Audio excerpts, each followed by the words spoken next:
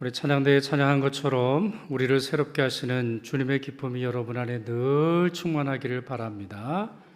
어떠한 상황과 조건 속에서도 또 서울에 있든지 아니면 다른 곳에 있든지 여러분의 직장 생활 또 사업이 어떻든지 그와 같은 은혜가 강물처럼 여러분 안에 늘 충만하게 임하기를 바랍니다. 오늘 변화에 대한 설교를 하려고 합니다. 이미 찬양대가 찬양을 한 것처럼 이 변화라고 하는 것은 회심의 특징입니다. 달리 말해서 회심의 열매, 회심의 결과 중에 하나가 변화다, 이렇게 말할 수 있는 것이죠. 그 사실을 황금의 입으로 불리우던 크리소스톰이라고 하는 분이 이렇게 설명한 바가 있습니다. 노아의 방주에서 나온 동물들은 들어갈 때와 같은 모습으로 나왔지만 구원의 방주이신 예수 그리스도 안으로 들어가는 자들은 완전히 변화되어 나온다. 아기에 찬 여우처럼 교회에 들어왔던 사기꾼이 어린 양보다 더 순하게 나가고 까마귀 같은 죄인이 교회에 들어왔다가 비둘기처럼 나간다. 이렇게 설명하고 있습니다. 오늘 이런 은혜가 여러분 안에 충만하게 되기를 바랍니다. 예배당에 들어오기 전까지는 여러 근심과 걱정으로 짓눌렸다 할지라도 나가실 때는 이렇게 모든 죄를 벗고 근심과 염려를 벗으셔서 주님이 주신 은혜 가운데 충만하시기를 바랍니다. 이런 변화가 바로 하나님을 만난 자들에게 주어지는 소중한 선물인 것이죠. 나아만이라고 하는 사람의 경우를 생각해 보십시오. 나아만 아람 사람입니다. 그러니까 지금으로 보면 이제 시리아 사람이다, 이렇게 보시면 되겠고, 이분의 직업은 군대 장관이었습니다. 한센병에 걸렸죠. 그래서 정말 많은 고통을 당하다가 엘리사 선지자의 지시대로 요단강에 몸을 7번 씻음으로 말미암아 깨끗하게 되었습니다. 바로 이때 그의 육체만 고침받은 것이 아니라 그의 마음까지 변화되었습니다. 열왕기하 5장 17절 보십시오. 나아만이 이르되 그러면 청하건대 노새 2마리의 실을 흙을 당신의 종에게 주소서. 이제부터는 종이 번제물과 다른 희생 제사를 다만 여호와께 드리겠나이다. 이렇게 고백하는 장면이 나옵니다. 자, 뒷부분부터 보시죠. 이 말씀의 뒷부분부터 이제부터는 여호와 하나님에게만 제사를 드리겠나이다, 이렇게 결심했습니다. 자, 그럴 수밖에 없죠. 그가 만난 하나님이 어떤 분이십니까? 자기의 병을 고쳐주실 뿐만 아니라 그분의 자비가 너무나 놀라워서 자기 자신이 하나님을 위해서 뭔가 해드린 것도 없었고, 또한 병이 고치고 난 다음에 엘리사에게 선물을 주고자 했으나 엘리사도 받지 않을 정도로 돈 때문에 아니면 명예 때문에 또 다른 무엇인가 때문이 아니라 하나님이 주신 자비와 능력 때문에 자기의 병을 고쳐주셨으니 그런 하나님을 왜 믿지 않겠습니까? 그렇기에 15절에 있는 것처럼 내가 이제 이스라엘 외에는 온 천하에 신이 없는 줄 아나이다, 이렇게 인정했던 것이고, 그리고 조금 전에 읽었던 이 말씀 17절 하반절에 있는 것처럼 내가 이제부터는 다른 신을 섬기지 않겠습니다. 다른 신에게 제물을 드리지 않겠습니다. 비록 내가 하나님을 섬기는 문화, 종교가 없는 내 나라에 돌아가서도 이 신앙을 지키고 살겠습니다. 이렇게 결심하는 거죠. 자, 앞부분도 보십시오. 그는 이러한 결단을 구체적으로 이행하기 위해서 엘리사에게 뭔가 하나를 요청합니다. 그게 뭐예요? 흙을 좀 달라는 거예요. 이스라엘 흙을 가져다가 내가 우리 집에 쫙 펼쳐놓고 거기서 기도하고 거기서 예배하고 거기서 하나님의 도우심을 구하고 싶습니다. 이렇게 요구한다라고 하는 거죠. 혹시 여러분 제 설교를 듣고 오늘 그러시면 안 됩니다. 교회에 흙 파가지고 가시면 안 됩니다. 여기 정원에 지금 흙이 있어가지고 이걸 가져가면 하나님의 은혜를 더 주시나 보다, 아니면 교회에 있는 나무 가져가시면 하나님의 복이 임하나 보다, 이렇게 생각하시면 안 되는 거예요. 이거는 미숙한 생각이죠. 그가 이렇게 생각했을 이유를 좀 따져보면 당시 고대의 종교적인 관습이나 가치관, 그런 어떤 사람들의 생각에 이런 요구를 하는 걸로 보입니다. 달리 말해서 신은 어떠한 신이 있다고 할 때 그 지역의 권세와 능력이 있을 테니 이제 내 나라에 돌아가서 여호와 하나님의 능력이 없을까 봐 아마도 이스라엘의 흙을 요구한 것 아닐까, 이런 생각, 이렇게 해석할 수 있겠습니다. 이러한 요구는 딱히 성경적인 것이 아니죠. 바른 것이 아닙니다. 이것은 미숙한 생각입니다. 하나님은 온 우주의 만물에 계실 뿐만 아니라 그분이 원하시면 어떠한 나라도 세우기도 하시고 어떠한 나라도 낮추시기도 하시는 것이죠. 그럼에도 불구하고 이 내용, 열왕기하 5장 말씀을 읽어보면 엘리사가 나아만을 꾸짖거나 금한 이야기가 없습니다. 왜 그럴까요? 미성숙하지만, 아직은 미숙하지만 그 의도만큼은 순수한 것 아니에요? 그 의도만큼은 정말 내가 내 땅에 돌아가서 내 집으로 돌아가서도 하나님만을 섬기겠다라고 하는 선하고 순수한 마음의 동기가 있는 것 아니겠습니까? 자, 그런데요, 이때 나아만은 자기의 걱정 하나를 더 털어놓습니다. 18절입니다. 오직 한 가지 일이 있사오니 여호와께서 당신의 종을 용서하시기를 원하나이다. 뭐가 좀 생각이 난 거예요. 고향으로 돌아가기 전에, 자기 집으로 돌아가기 전에 이제 새 생명을 얻었는데 이 새 생명에 적합한 새로운 생활을 하는 데 있어서 걸림돌 하나가 생각이 난 겁니다. 그러면 그 걸림돌이 뭐예요? 그 다음 말씀 읽지요. 곧 내 주인께서 림몬의 신당에 들어가 거기서 경배하며 그가 내 손을 의지하매 내가 림몬의 신당에서 몸을 굽히오니 내가 림몬의 신당에서 몸을 굽힐 때에 여호와께서 이 일에 대하여 당신의 종을 용서하시기를 원하나이다, 이렇게 요청하더라는 거죠. 나아만은 자기가 변화된 신앙을 살아가는데 걸림돌이 있다는 것을 알았는데 그것이 바로 이것입니다. 아람 왕이, 자기가 섬기는 아람 왕이 정기적으로 림몬의 신당에 가서 제사를 드릴 때 자기가 부축을 해 주어야 됩니다. 왕이 나이가 많아서 그럴 수도 있고 왕이 병에 걸려서 그럴 수도 있고 아니면 이게 아람의 종교 전통일 수도 있어요.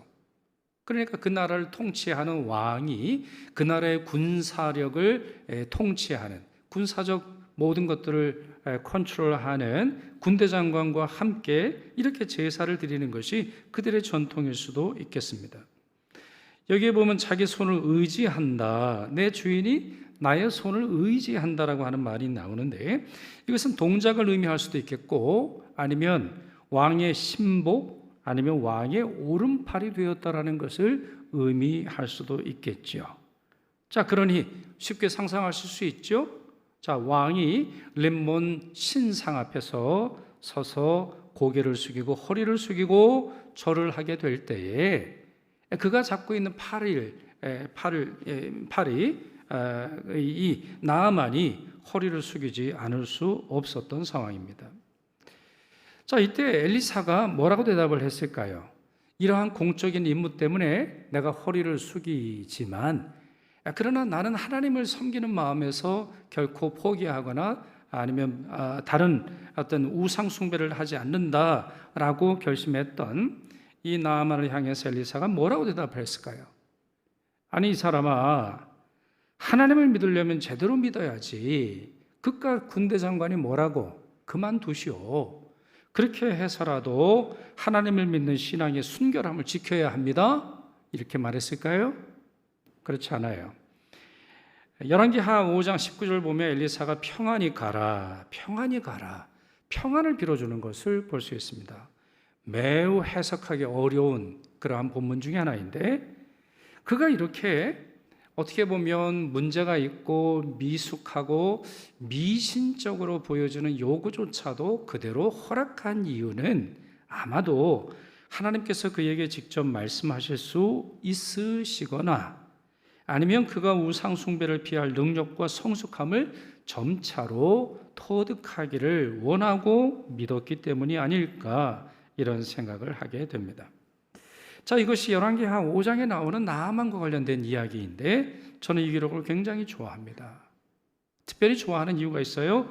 초신자의 모습을 잘 이해할 수 있어요. 자, 초신자인데 이제 새로운 생명을 얻었어요. 새로운 생활을 해야 하는데 아직은 설 읽었어요. 아직은 미숙해요. 아직은 부족해요. 성경의 가르침을 제대로 알지 못해요. 그럼에도 불구하고 새로운 생활 속에서 하나님을 믿으려고 하는 결심과 노력을 읽어볼 수 있어요. 그러니 얼마나 풋풋하고 얼마나 생동감이 넘치는지 모릅니다. 여러분은 어떠십니까?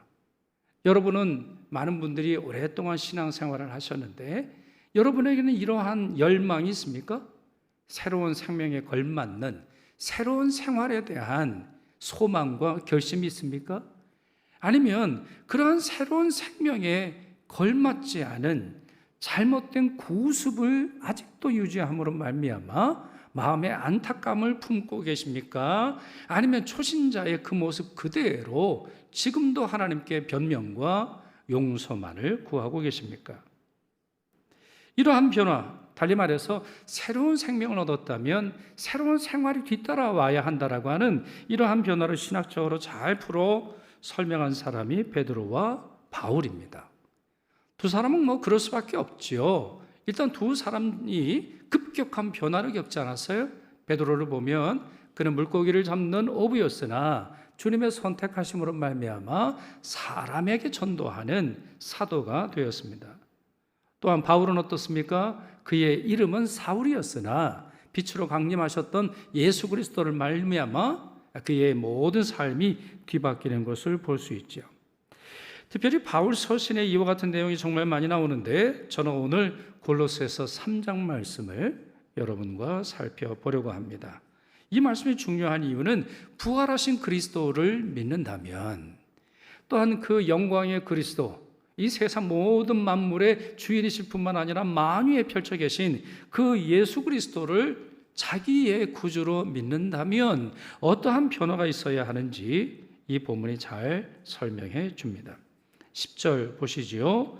새 사람을 입었으니 이는 자기를 창조하신 이의 형상을 따라 지식에까지 새롭게 하심을 입은 자니라, 이렇게 설명합니다. 자, 이 부분은, 이 말씀은 세 부분으로 이루어졌는데 제가 끊어서 읽어보지요. 새 사람을 입었으니, 결론이 먼저 나옵니다. 전형적인 바울의 용법이죠. 바울은 결론부터 말할 때가 참 많이 있어요. 그러면 새 사람을 입었는데 어떠한 모양으로, 어떠한 근거로, 어떠한 토양으로 새 사람을 입었을까요? 두 번째 나오죠. 이는 자기를 창조하신 이의 형상을 따라 되었어요. 근원과 이유를 설명합니다. 그리고는 어느 정도까지 새롭게 되었나요? 마지막 부분입니다. 지식에까지 새롭게 하심을 입은 자니라, 이렇게 설명합니다.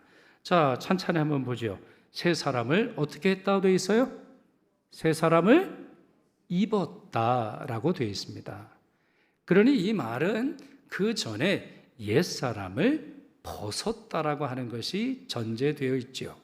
그래서 제가 10절 말씀을 읽어드리는데 9절 그 이하의 말씀을 보면 옛 사람의 모습이 무엇인지, 버려야 할 모습이 무엇인지, 절대로 새로운 생명에 어울리지 않는 것들이 무엇인지 설명하는 것을 볼 수 있습니다. 옛 자아가 사라지고 새로운 자아를 얻는 걸 옷 갈아입는 것으로 비유했습니다. 두 번째, 창조하신 분의 형상을 따라라고 했습니다. 어떤 분의 형상이라고 되어 있어요? 창조하신 이, 그러니까 그리스도의 형상을 따라 그가 이러한 새로운 은혜를 경험하게 되었다 설명하는 것입니다. 사람은 누구의 형상을 따라갑니까? 사람은 아담의 형상을 따라갑니다. 아담의 형상은 어떤 형상이에요? 처음에는 하나님의 형상을 아름답게 부여받았으나 깨진 형상으로 남아 있게 되지요. 그래서 아담이 받은 이 하나님의 형상이 아닌 깨진 형상으로 자기 후손들에게 계속 물려주는 원죄의 굴레 속에서 있게 되는 것인데요, 그 형상이 아니라는 거예요. 사람의 형상이 아니에요. 동물의 형상이 아니에요. 철학자의 형성이 아니에요. 사람의 생각에서 나오는 형상이 아니에요. 사람이 만들 고안한 상상 속에서의 형상이 아니에요. 이 세상 모든 만물을 창조하신 창조주의 형상을 따라 새로워졌다고 되어 있습니다. 그리고 마지막으로 지식에까지 새롭게 하심을 입은 자라고 했습니다. 그렇습니다. 대충 화장법을 바꾼 게 아닙니다. 대충 몸의 일부분을 뜯어 고친 게 아닙니다. 어제는 화장을 두껍게 했다가 오늘은 얇게 하는 그런 것이 아닙니다. 어제는 머리를 올렸는데 오늘은 머리를 내리는 그 정도가 아닙니다. 하얗던 머리를 검게 물들이는 그 정도가 아닙니다.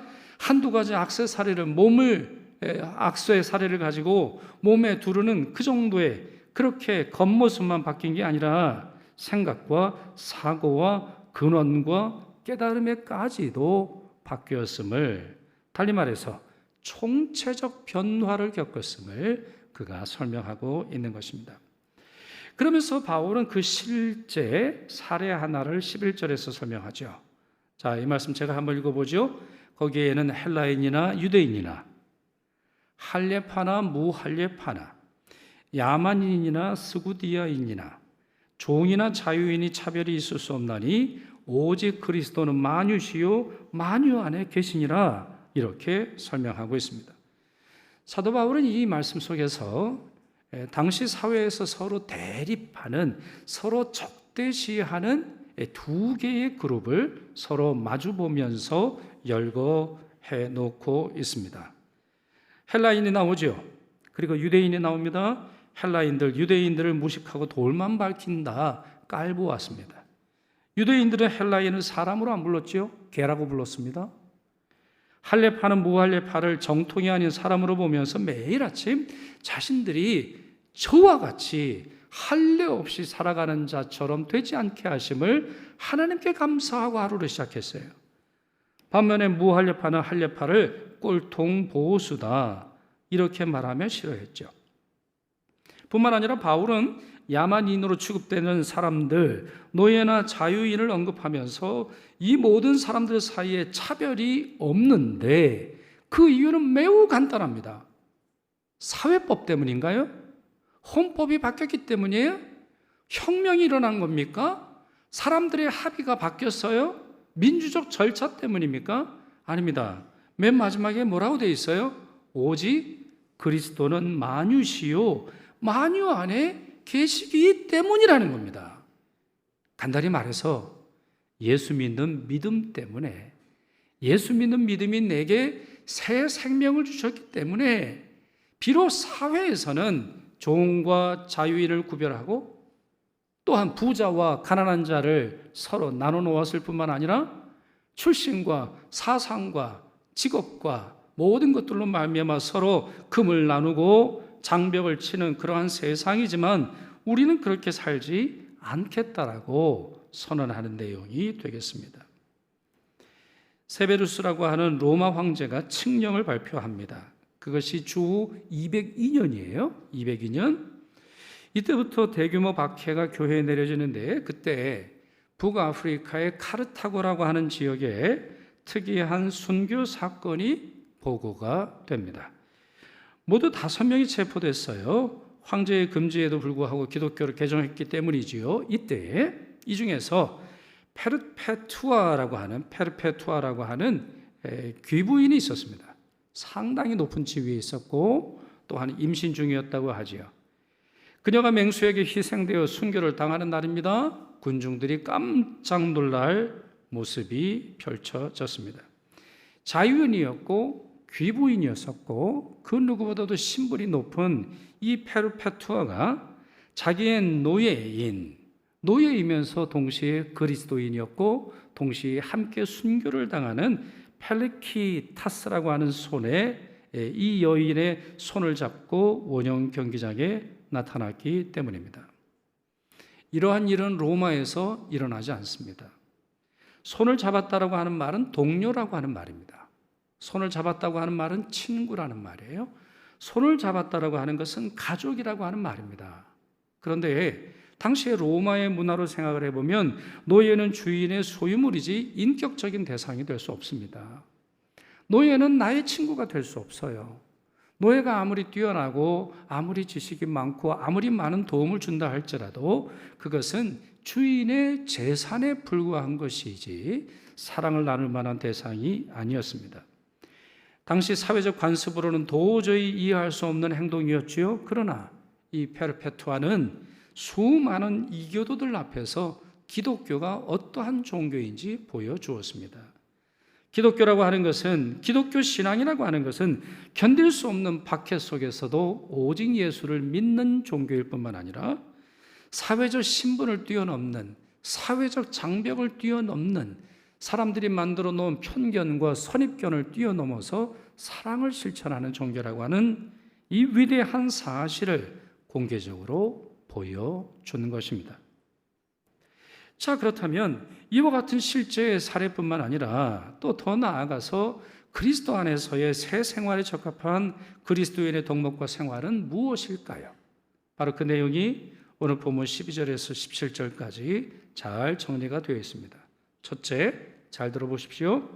긍휼, 자비, 겸손, 온유, 오래 참음, 서로 용납, 피차, 용서의 옷을 입어라. 이렇게 설명합니다.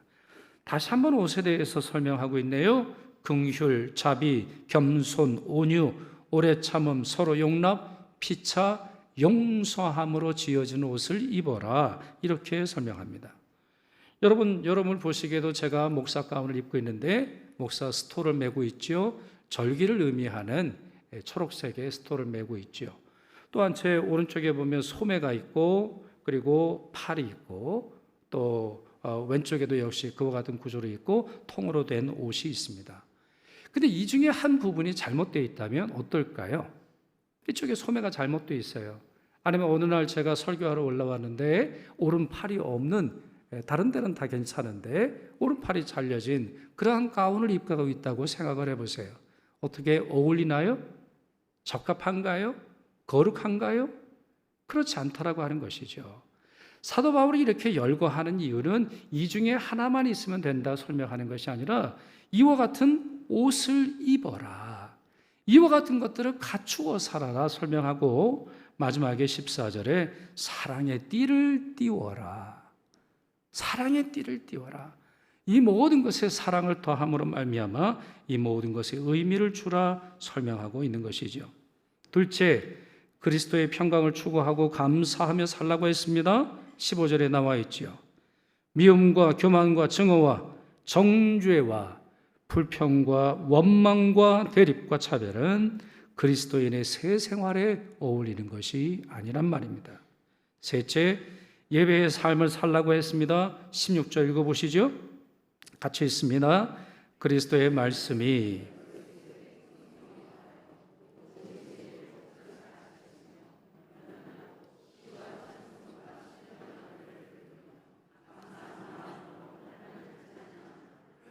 자, 무엇이 가장 먼저 나오죠? 맨 앞에 있는 단어가 뭐예요? 그리스도의 말씀이, 그리스도의 말씀이 우리 안에 풍성히 거하도록 하라. 그리스도의 말씀의 일부분이 아니에요. 그리스도의 말씀이 우리 마음의 어떠한 부분에만 남도록 하라 이렇게 되어 있지 않고 그리스도의 말씀이 우리 안에 풍성히 거할 뿐만 아니라 서로 말씀을 가르치고 말씀을 배워라 이렇게 설명합니다.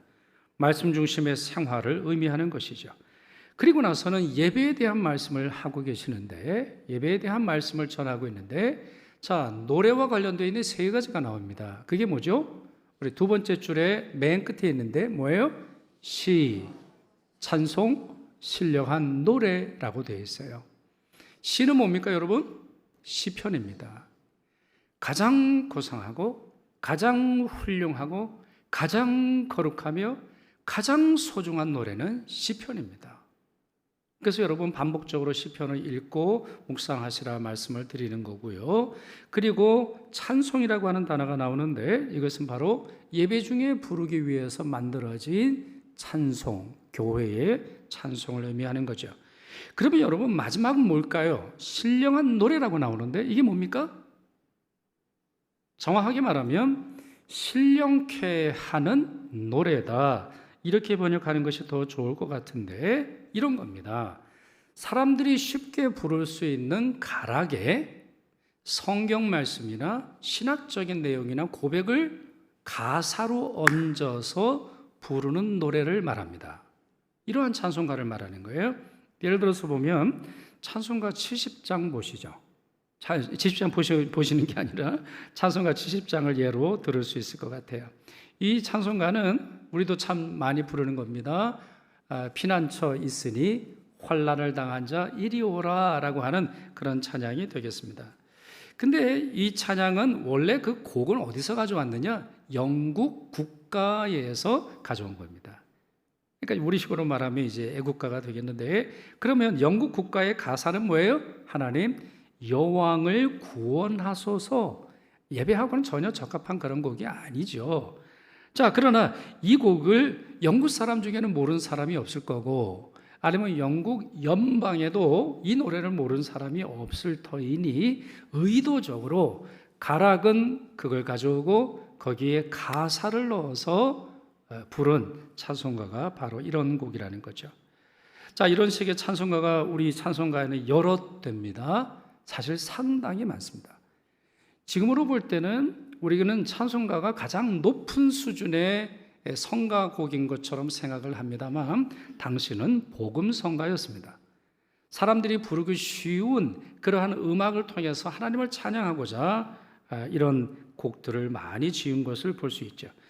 그런 점에서 하나님이 원하시는 예배는 뭐라는 겁니까? 형식에 집착하는 예배인가요? 형식 속에서만 우리가 찬양을 드리라는 거예요? 그렇지 않지요. 창조적이며 자발적인 예배, 삶의 다양한 경험과 고백으로 채워진 예배, 그리고 삶에서도 부를 수 있는 찬양이 좋은 찬양이라고 하는 것이죠. 마지막으로 넷째, 모든 말과 일에 있어서 주 예수의 이름으로 하고 하나님께 감사하라, 이렇게 17절에서 설명하고 있습니다. 달리 말해서 오직 주 예수의 이름으로 할 수 있는 것들만 행하라는 거예요. 오직 예수 그리스도의 이름으로 말할 수 있는 말만 하라는 거예요. 오직 예수 그리스도의 이름에 적합한 음식만 먹으라는 거예요. 오직 주님을 위해서만 할 수 있는 곳에 여행을 가고, 또한 아니면 우리가 할 수 있는 여러 가지 일들을 하라는 거예요. 그리고 더 나아가서 그렇게 살아갈 수 있음에 하나님께 감사하는 것이 바로 새 생명에 적합한 새로운 생활이다, 이렇게 설명하고 있는 것입니다. 얼마 전에 어떤 분은 글을 읽다가 로마의 끔찍한 형벌 하나를 알게 되었습니다. 로마의 어떤 지역에서는 누군가를 살해할 때 그 살해자를 처벌하는 방법 중에 하나가 시체를 몸에 묶는 것이다, 이러한 내용을 읽어본 적이 있습니다.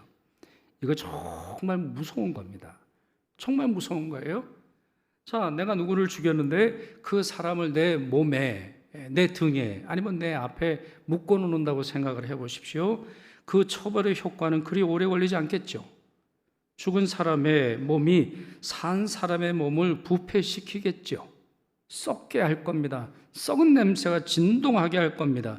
뭘 먹어도 썩는 데가 정말 내 코를 진이김으로 말미암아 어떠한 기쁨도 없이 살다가 죽게 되는 것이겠죠. 이제 설교를 마치려고 합니다. 우리는 새 생명을 얻은 사람들입니다. 그렇다면 새 생활이 와야 합니다. 옛 생활을 끼고 있어서는 새 생명을 얻었음에도 불구하고 옛 생활을 그대로 남겨두고는 우리가 죽은 자로 있을 때의 생활에서 벗어나지 않고는 새 생명은 새로운 기쁨을 주지 못함을 이해할 수 있습니다. 사랑하는 성도 여러분, 시간이 지나가면 지나갈수록 새 생활로 인해 기뻐하십니까? 아니면 아직도 구습에, 아직도 옛 생각에, 아직도 예수 믿기 전에 내가 좋아하던 것들을 그대로 품에 안고 그 위에 새 생활의 옷을 입고 계십니까? 결코 그러한 같은 방식으로는, 그와 같은 삶의 모습으로는 진정한 새 생명의 기쁨을 누릴 수 없는 것입니다. 사랑하는 성도 여러분, 옛 신앙을, 옛 생활을 벗어버리십시오. 죽은 자로 있을 때의 생활을 과감하게 포기하시고 새 생명에 감사하시고 새 생활을 누리시는 여러분 되시기를 축원합니다. 기도하겠습니다. 창조와 구속의 하나님, 저희를 새로운 피조물로 만드사 새 생명과 새 생활 누리게 하시니 감사드립니다. 저희 삶이 다할 때까지 사랑과 평강과 예배와 감사의 삶을 살도록 도와주옵소서. 나사렛 예수 그리스도의 이름으로 기도드리옵나이다. 아멘.